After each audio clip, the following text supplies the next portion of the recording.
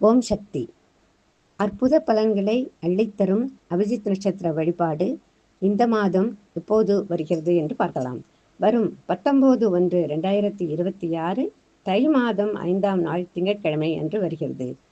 பிரம்ம முகூர்த்தத்திற்கு ஈடான தோஷமில்லாத இந்த சக்தி வாய்ந்த 24 நிமிட நேரத்தில் பூஜை அறையில் 2 நெய்தீபங்களை ஏற்றி வாசனை மலர்களை வைத்து குருமித்த மனத்துடன் நாம் செய்யும் பிரார்த்தனைகள் கண்டிப்பாக நிறைவேறும் என்பது நம்பிக்கை.